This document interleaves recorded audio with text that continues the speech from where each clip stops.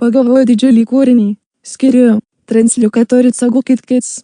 Pagalvoju didžiulį kūrinį, ir laikiau jį prie valties, pusiau išvirtusiu iš vandens, kabliuką, įkišęs į jo burnos kamputį.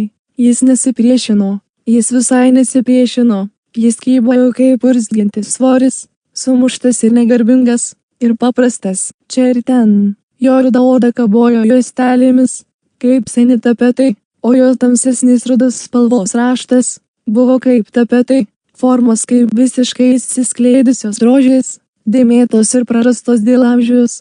Jis buvo išmargintas kriauklėmis, plokščiomis liepų rozetėmis ir apniktas mažomis baltomis jūros sutelėmis, o po apačia kybojo 2 ar 3 žalių piktžolių skiautės, kol jo žiaunos kvėpavo baisiu deguonimi, bauginančiomis žiaunomis, šviežiomis ir traškiomis nuo kraujo, kurios gali taip smarkiai įpjauti.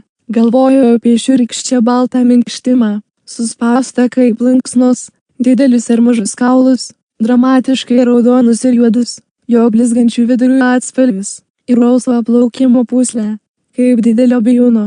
Pažvelgiau į jo akis, kurios buvo daug didesnės nei manosios, bet seiklesnės ir pageltusios, rainelės uždengtos ir pripildytos patamsėjusią foliją, matomos pro senų subraižytų žuvies lęšius. Jie šiek tiek pasislinko, bet ne, kad atsakytų į mano žvilgsnį.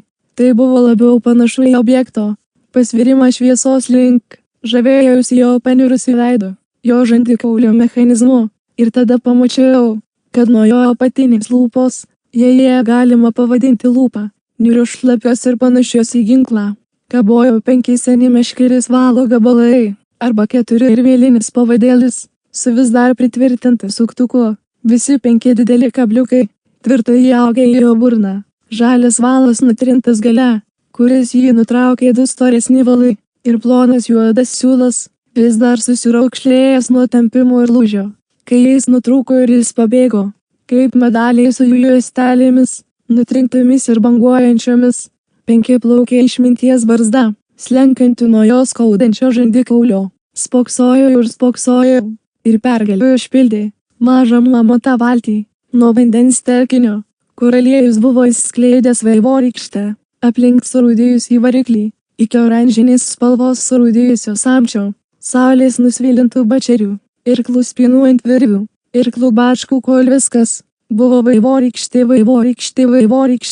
ir paleidau kūrinį į laisvę.